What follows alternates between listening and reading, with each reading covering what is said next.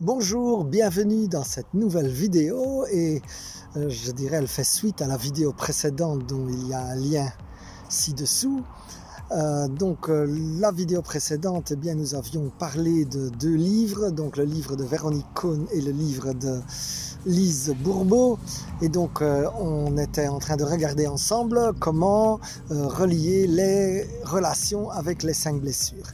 Et donc nous avions vu que dans le type relationnel, il y avait le type Saint-Bernard, c'est-à-dire le type plutôt sauveur et qui va prendre soin, mais qui est aussi un peu collant et envahissant, qui était lié à la blessure d'abandon. Et puis il y a aussi, nous avons vu, le type chat sauvage.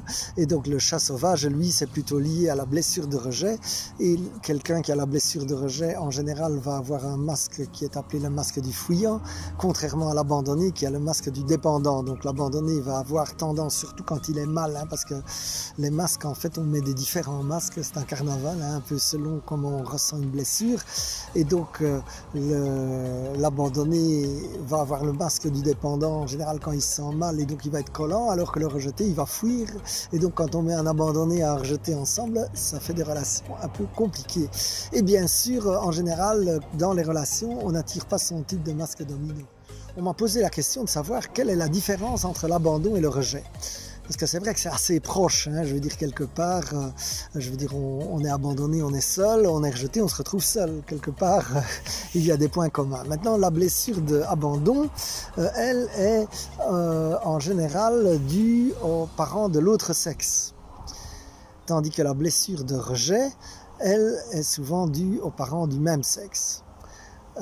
Alors elle se développe aussi à des moments différents, c'est-à-dire que par exemple le rejet, on peut déjà le sentir dès la conception, c'est-à-dire quand on n'était pas désiré justement, qu'on était entre guillemets un accident, ou bien que le parent voulait un enfant de l'autre sexe, tandis que la blessure d'abandon vient plutôt après la naissance et dans la petite enfance.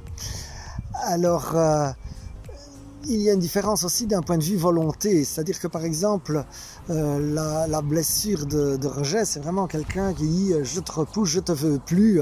Si je pourrais donner l'exemple dans ma vie, c'était ma première petite amie là, qui quelque part me disait maintenant c'est terminé, je te veux plus.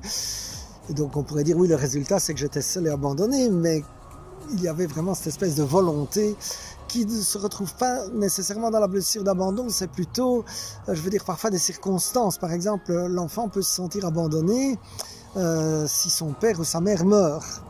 Ou si par exemple sa mère est trop malade et donc la petite fille ne verra pas sa mère et ne comprendra pas évidemment, et donc elle peut se sentir abandonnée. Tout comme moi je vous ai raconté la fois passée l'expérience inverse où quelque part c'est moi qui étais malade et puis mes parents qui ne venaient pas me voir. Et donc ça c'est aussi un exemple d'abandon. Un autre exemple, enfin moi ça n'a pas été mon cas puisque je suis le dernier né de la famille, mais par exemple dans le cas d'un enfant qui est l'aîné et puis un deuxième enfant arrive et puis il voit que ses parents s'occupent plus du deuxième parce que c'est le petit nouveau, etc.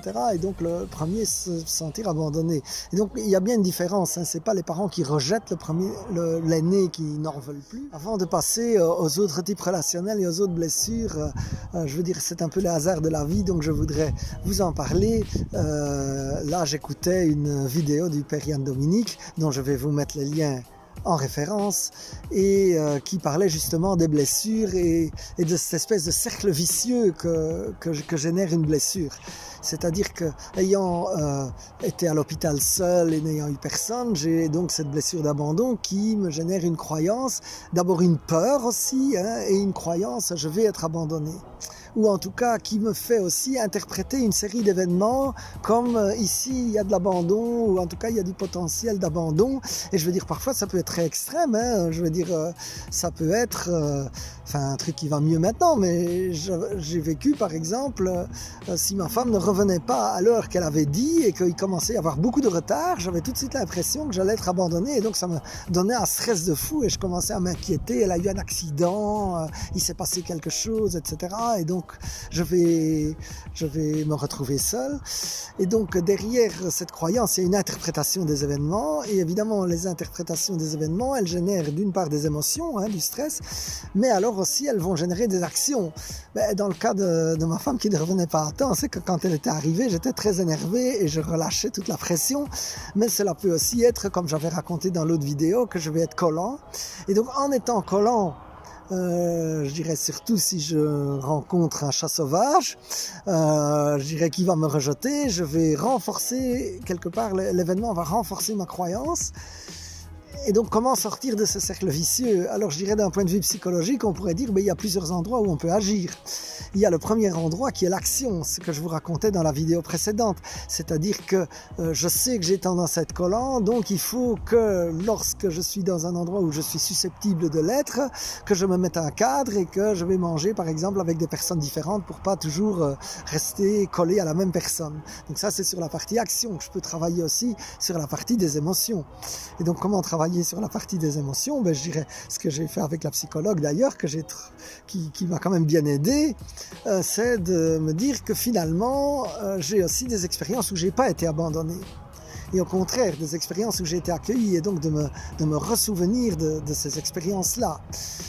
Par exemple, il y a un an, là, plus ou moins, je vivais une expérience de rejet, et ce qui m'a frappé, c'est que, quelques minutes après, j'étais déjà en connexion avec une autre personne, et donc je vois que j'ai aussi de la résilience. Donc si je vis une expérience de rejet, je peux aussi avoir une résilience, et donc ça, le fait de se conscientiser que j'ai déjà réussi à gérer adulte ce genre de problème parce que je suis plus dans la situation enfant, eh bien quelque part, ça m'aide à poser les émotions et à les diminuer. Bien sûr, je dirais toujours dans n'importe quel traitement, le meilleur c'est de travailler à la source et c'est de travailler aux croyances. Et donc les croyances, ce sont des mensonges, et dans le nom de Jésus, je rends ces mensonges muets dans ta vie, mon frère, ma sœur. Les mensonges, je vais être abandonné, je vais être rejeté, qui fait que tu fuis ou que tu colles, et qu'en faisant ça, tu auto-génères le truc. Et bien dans le nom de Jésus, ces mensonges, c'est terminé dans ta vie. Car je proclame la vérité de Dieu qui est non, tu ne seras pas abandonné, même si ton père et ta mère t'abandonnent, moi je ne t'abandonnerai pas, et non, tu ne seras pas rejeté, car je ne t'ai pas rejeté, au contraire je t'ai choisi. Alors merci Seigneur que tu viens sur mon frère, sur ma sœur, lui dire que toi tu es le Dieu de la vérité, Seigneur, et que la vérité nous rendra libres, et que nous voulons vraiment accueillir ta parole comme la vérité. Plus que les expériences du passé que nous avons vécues, nous voulons accueillir ta parole aujourd'hui comme la vérité. Nous prenons cette décision que nous accueillons ta parole dans nos vies comme la vérité. Nous la mâchouillons, nous la répétons le nombre de fois qu'il faut, jusqu'à ce que ça va entrer, et ça va entrer, et ça entre déjà, et parce que c'est la vérité qui nous rend libres, c'est ta vérité. Et mon frère, ma sœur, je voudrais te prier spécialement si tu as été blessé par le passé, par ta blessure, par des abandons ou des rejets. Je voudrais te confier au Seigneur. Seigneur, viens vraiment dans ces moments de jeunesse, Seigneur, quand nous ne comprenions pas, Seigneur, toi tu étais là, Seigneur, mais nous ne te voyions pas, mais néanmoins tu étais là, Seigneur, et je prie que tu viennes vraiment réconforter mon frère, ma sœur, Seigneur, que tu reviens à ces moments, lui dire avec tendresse, que un parent soit décédé, ou que tu étais seul à l'hôpital et que tu ne comprenais pas, eh bien, Seigneur, tu viens dire non, je ne t'abandonnerai pas, ma vie est entre tes mains. Et là, si tu as souffert du rejet, eh bien, Seigneur, viens vraiment sur mon frère et ma sœur qui ont souffert de rejet, Seigneur, que ce soit des rejets de petits amis, Seigneur, que ce soit des rejets de parents, Seigneur. Eh bien, merci, Seigneur, que toi, tu ne nous rejettes pas, Seigneur, que tu étais là, que tu pleurais avec nous, Seigneur, que tu comprenais notre tristesse, que toi aussi, Jésus, tu as vécu le rejet, et que vraiment, tu l'as vraiment... transformé par l'amour et par ton pardon. Alors Seigneur, viens aussi nous donner toutes ces grâces de pardon, Seigneur. Toutes ces grâces de pardon que nous n'allons pas avoir par nos propres forces, mais que nous allons recevoir de toi, Seigneur. Viens vraiment donner à mon frère et à ma sœur toutes ces grâces de pardon. Alors merci, Seigneur, parce que maintenant nous sommes libres. Nous sommes libres, nous sommes acceptés, accueillis. Merci, Seigneur, car tu es un Dieu bon. Amen, amen, amen.